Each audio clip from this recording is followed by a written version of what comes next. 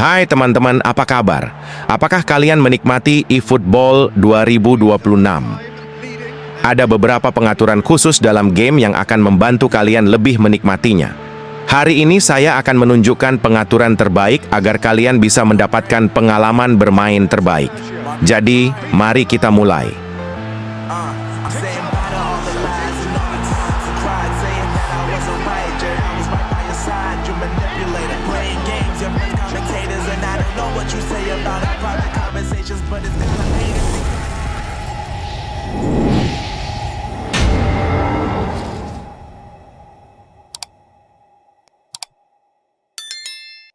Kita akan mulai dengan pengaturan grafis.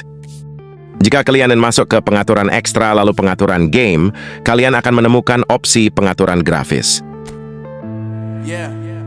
Yang pertama, pastikan dulu frame rate-nya 60 frame per detik, itu akan buat gamemu lebih lancar.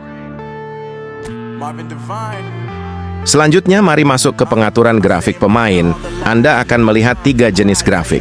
Grafik pemain menentukan bagaimana desain permainan Anda terlihat. Begitu juga grafik stadion, kalian bisa lihat ada 3 jenis pengaturan grafik. Jika kita memilih yang terendah untuk settingan grafis pemain dan grafis stadion, tampilannya akan seperti ini. Grafik terendah memang dirancang untuk meningkatkan performa, khususnya pada perangkat yang terbatas spesifikasinya.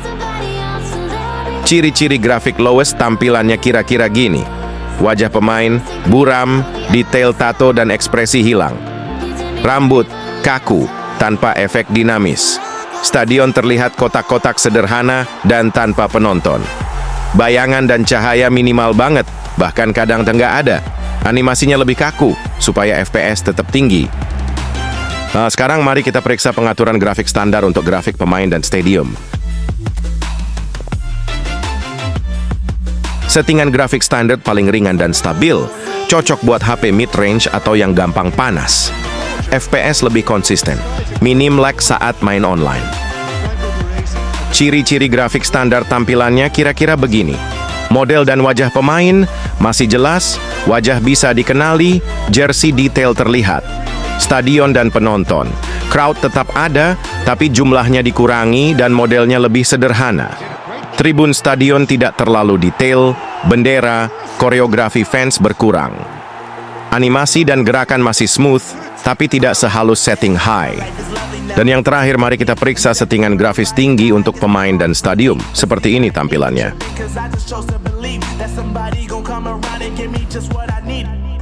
Grafis high adalah satu tingkat di atas standard dengan detail visual yang lebih tajam dan realistis. Cocok untuk HP kelas menengah ke atas yang masih kuat, menampilkan detail lebih baik tanpa terlalu berat. Detail visual jauh lebih bagus dibanding standard. Masih bisa dimainkan lancar di HP mid-range asal setting FPS pas. Atmosfer pertandingan lebih hidup dan imersif.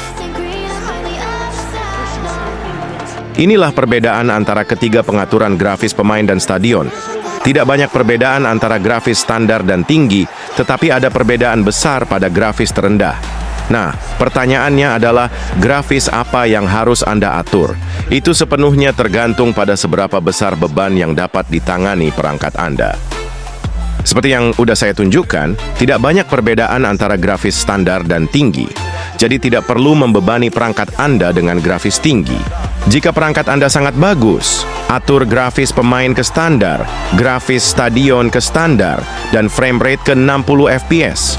Jika perangkat Anda rata-rata, atur grafis pemain ke terendah, grafis stadion ke standar, dan frame rate ke 60 fps. Jika perangkat Anda buruk, atur grafis pemain ke terendah, grafis stadion ke terendah, dan frame rate ke 60 fps.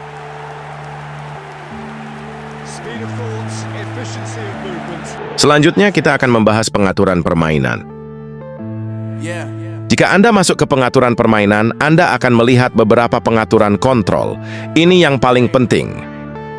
Mari kita mulai dengan bantuan pintar atau Smart Assist. Bantuan pintar pada dasarnya adalah dukungan AI untuk mengoper dan menembak. Jika Anda tetap mengaktifkan bantuan pintar, kecerdasan buatan akan secara otomatis menentukan kekuatan operan dan tembakan Anda. Itulah mengapa saya sarankan Anda untuk menonaktifkannya, agar kalian punya kontrol penuh untuk melakukan passing maupun tembakan. Tapi ini kembali lagi ke kebiasaan kita masing-masing. Untuk tipe kontrol, saya menggunakan virtual pad. Ada 3 jenis pengaturan stick arah. Jika Anda menonaktifkannya, stick arah tidak akan terlihat lagi. Anda harus mengontrol stick arah yang tidak terlihat. Jika Anda menggunakan stick arah tipe bergerak, maka stick arah akan berpindah kemanapun Anda menyentuh layar. Jika Anda menggunakan stick arah tetap, stick tersebut akan tetap pada posisi tertentu. Saya lebih suka stick arah mati atau off. Jika Anda merasa nyaman dengan gerakan pindah atau tetap, Anda bisa menggunakannya. Kemudian untuk mengubah kursor, saya menggunakan bantuan atau assisted. Kemudian ada 3 jenis rentang input gerakan. Rentang input lebar atau wide itu besar. Ini akan memperlambat Anda.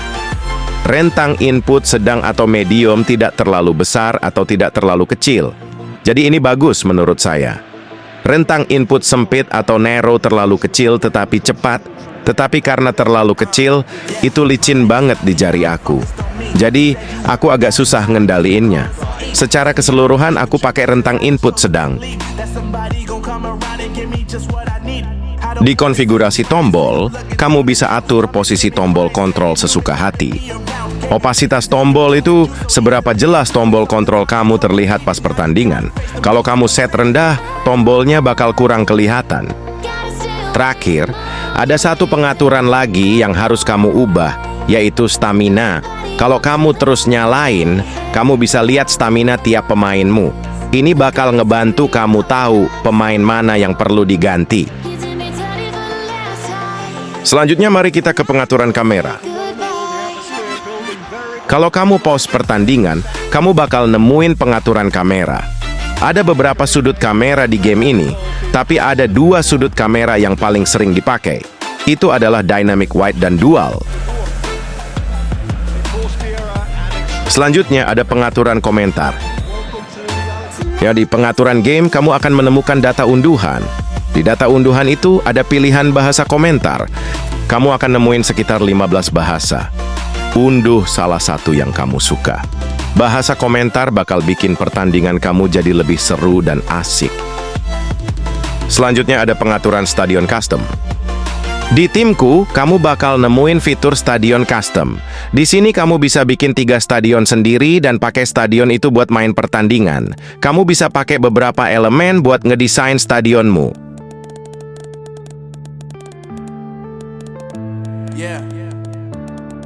Lalu atur stadion yang sudah kamu custom sebagai default. Kamu juga bisa beli banyak item stadion di toko pakai koin.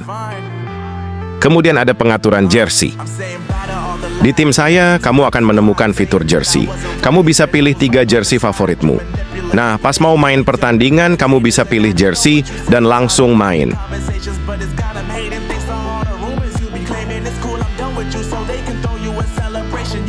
Selanjutnya ada pengaturan pergantian pemain saat pertandingan. Kalau kamu ketuk logo klub, kamu akan menemukan pengaturan pergantian pemain saat pertandingan. Di sini kamu bisa pilih pemain mana yang akan dimainkan, mulai dari tendangan bebas, tendangan sudut, atau penalti, dan sebagainya. Untuk tendangan sudut kanan, sebaiknya pilih pemain terbaik yang menggunakan kaki kiri.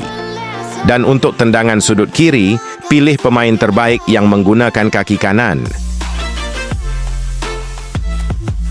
Pada pilihan pemain yang ikut menyerang, pilih minimal 1 pemain. Ini akan membantu kamu saat tendangan sudut. Pemain yang dipilih akan ikut dalam tendangan sudut dan mencoba mencetak gol dari situ.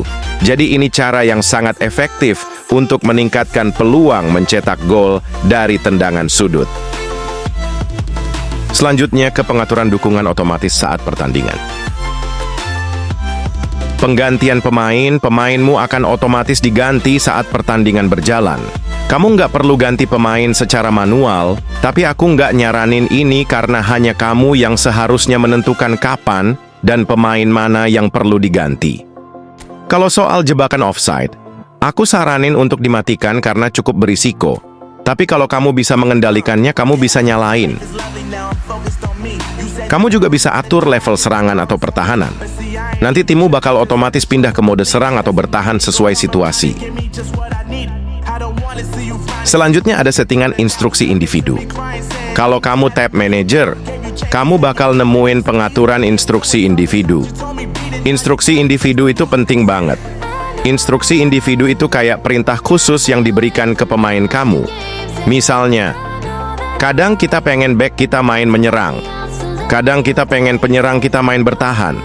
Kadang kita pengen back kita fokus ngejagain pemain paling berbahaya dari lawan kita. Semua itu bisa kita atur pakai instruksi individu. Untuk instruksi individu nanti kita akan bahas secara khusus. Segitu aja untuk hari ini. Kalau kamu mau jago semua tombol kontrol di game ini, tonton juga video ini. Kalau kamu baru di channel ini, jangan lupa buat like, komen, share, dan subscribe di Nong Channel. Terima kasih dan salam eFootball.